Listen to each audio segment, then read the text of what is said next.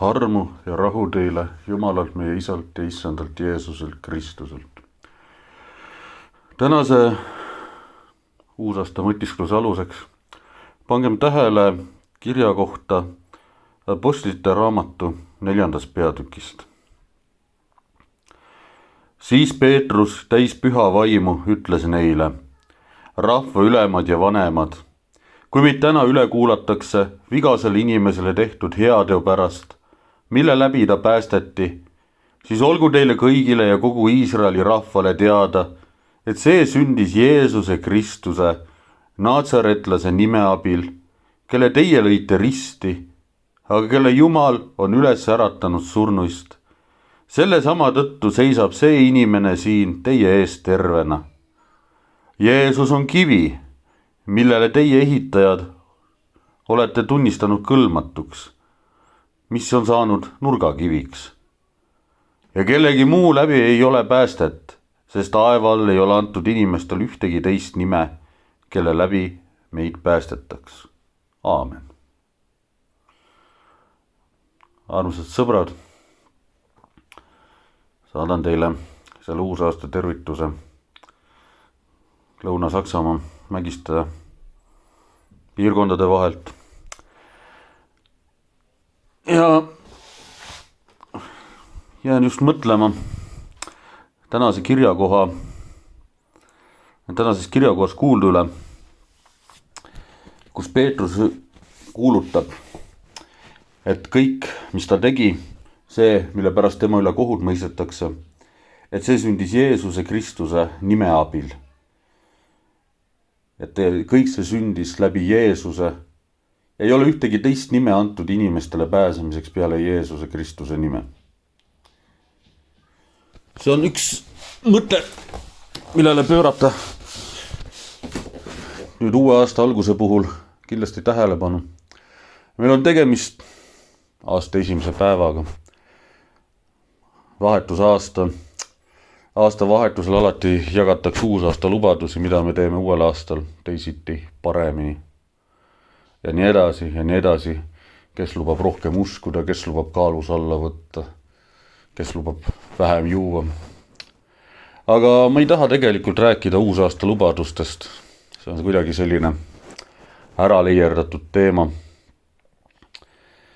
Vaid ma keskenduks just sellele Jeesuse nime küsimusele. Peetrus ütleb, et kõik, mis ta tegi, sündis jääb läbi Jeesuse nime. Ka meie kristlastena, kelle kirikule, kelle usule on sisuliselt see sama Peetrus on olnud see kalju, millele Jeesus on selle kiriku rajanud. Siin samas kirjakohas Peetrus kuulutab, et Jeesus on see nurgakivi, millel kõik rajaneb. Et nendel kividel rajaneb meie usk. Sellel, et Jeesus Kristus on meile päästeks saadetud. Sellel, et ta suri meie nimel. Suri inimesena, suri hirmsat risti surma. Selleks, et meie leiaksime lunastuse. Selleks, et meie patud saaksid meile andeks andud. Ja selleks, et sillutada meile tee taevasesse riiki oma isa kotta. Ja siin ongi see, et minu meelest on see mõte, mida me võiksime kristlasena endas kanda, et kõik meie teod, kõik meie mõtted oleksid kantud Jeesusest Kristusest.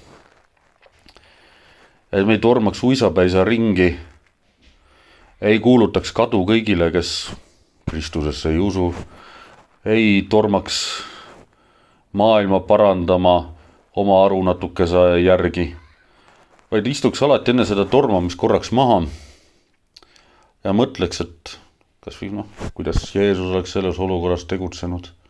Muidugi meie ei ole Jeesused, meie ei ole sellised ideaalkujud, meie ei saa nüüd päris,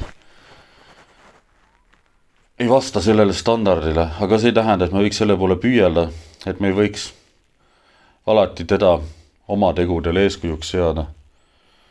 Kui me vihastame, kui me tahaksime mida iganes teha, mis tegelikult võib-olla ei ole kas sobilik, ei ole ilus. on ju meile öeldud, et sina ei pea kohut mõistma, sina pead selle Jumala hooleks jätma, et miks me siis seda rasket taaka alati endale rebime. See tulemus on see, et me oleme lõpuks nagu jalgpallikohtunikud, kelle otsusega keegi rahul ei ole. Vaatasin ka täna ise jalgpalli. Minu lemmikmeeskond kaotas suuresti tänu kohtuniku valedele otsustele. Nagu te näete, ei ole ka mina sellest patust priied kohut mõistma. Ikka ma kipun leidma, et kohtuniku otsused olid valed. Aga selline meie maailm on. Inimesi täis, kõik me inimesed oleme ekslikud, kõik me teeme vigu. Hea on võib-olla mõelda sellele, et seal üleval või meie ümber, kõikjal igal pool on Issand Jumal, kes annab meile kõik meie need eksimused andeks, kui me ainult temasse usume. Kui me usume temasse, usume tema poja nimesse, usume sellesse, et Jeesus Kristus on tulnud ja meie pattudes surnud. Et on tulnud, et meie oma patud andeks saaksime. Kui me seda mõtet meeles kanname. Hiljuti ühes loengus üks vana vaimulik rääkis seda, et on üks asi, mis jutlustades on oluline. Värvida inimestele Jeesus Kristus silme ette. Mina ei tea, ma ei ole suurem asi kunstnik. Maalida ei oska ma üldse. Ja kui hästi ma ka sõnadega oskan teile seda, armsad sõbrad, seda Jeesus Kristus nüüd silme ette värvida. Olgu ta siis sarnane sellele kööleri pildil kujutatud blondile tüübile. Või siis pigem selline ajalootruu tõmmu tumedate juustega. See ei ole ju oluline. Oluline, mida ma pean teile meenutama, on see, et maalida teile silme ette see, mida Jeesus Kristus tegi, kuidas ta elas ja toimetas, kuidas temas puudus see kübeke soovi kõigi üle kohut mõista, kõiki paika panna.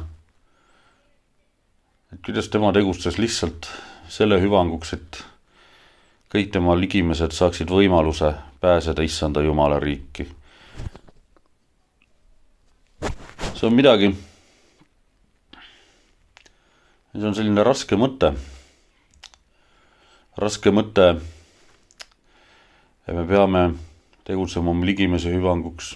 Enda elu on selline raske, keeruline, tavaliselt ajab üks jama teist taga, tegeleda pidevate probleemide lahendamisega.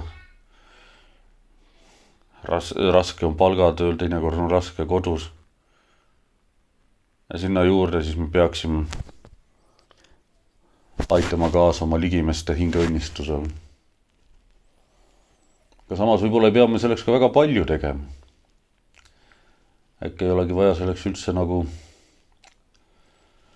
nii-öelda härjalt sarvist haarata ja hakata nii-öelda kedasi vägisi õigele teele kangutama, kuskil sotsiaalmeedias võidelda Jumala sõna eest, karjuda, vastu rinda taguda.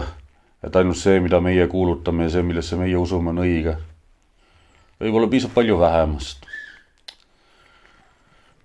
Võib-olla piisab ka lihtsalt sellest, kui me oleme valmis oma kaasinimesi ära kuulama, nende seisukohti mõistma, mitte neid maha karjuma, vaid üritama neist aru saada ja esitame neile oma seisukohad rahulikus dialoogi vormis. Selles mõttes, et kujutage ette, armsad sõbrad, et kui maailm oleks üks suur kohvik, nagu on vennaskonna laul, et maailma lõpus on kohvik, kus me kunagi kohtume kõik, siis kui maailm oleks üks selline suur kohvik, kas me tahaksime, et siis see oleks täis sõimu, vihavaenu, üksteise peale karjumist, üksteise paika panemist,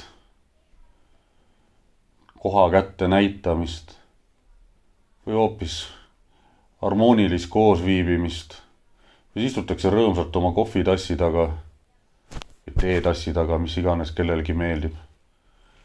Ja aetakse sõbralikult juttu. Isegi kui me ei ole üksteisega nõus. Isegi kui see, mida meie naaber meile räägib, on ideeliselt meile täiesti vastuvõetamatu. ka siis on meil võimalik ju säilitada inimlikkus, säilitada see sõbralik suhtlusvorm, mida me kaasinimestena üksteisele võlgu oleme. Armsad sõbrad, mõelge selle peale, et me ei pea sugugi tormama ringi, ähvardama ja hirmutama inimesi, palvetama inimesi, uskuma sellesse, mida meie usume.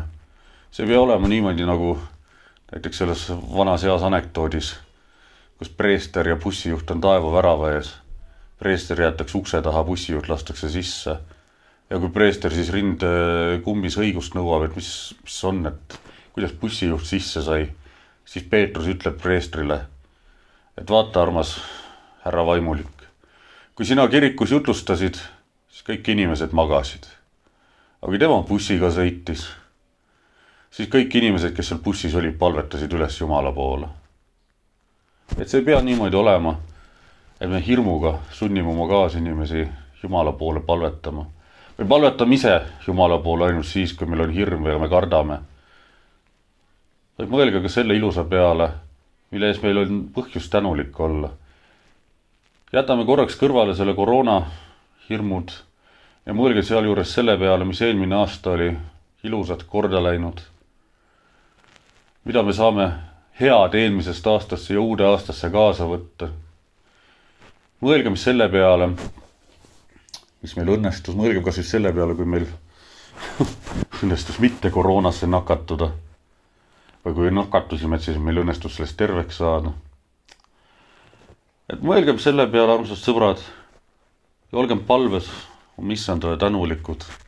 Pöördugem palvega nii Jumala kui ka Jeesuse poole, tänagem neid möödunud aasta eest ja selle eest, et me oleme jõudnud siia uude aastasse ja saame jätkata seda teed selles maises maailmas, mille issand on meie jaoks loonud ja katsume ka võib-olla selle maailmaga natuke paremini ümber käia. Aamen. Ja palugem nüüd issanda poole tema enda õpetatud sõnadega.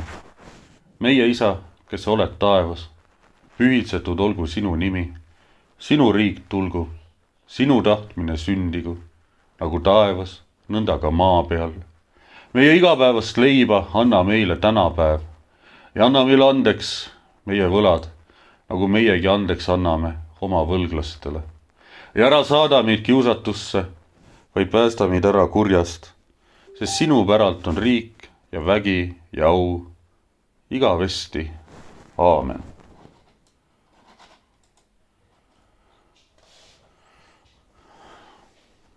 Ja täiesti sobivalt on tänase päeva tekstide hulgas üles antud ka Aaroni õnnistus sõnad, mis ma siis loen lõpetuseks lihtsalt ette.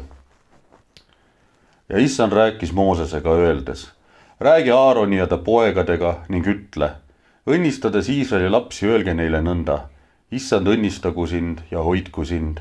Issand lasku oma pale paista sinu peale ja olgu sulle armuline.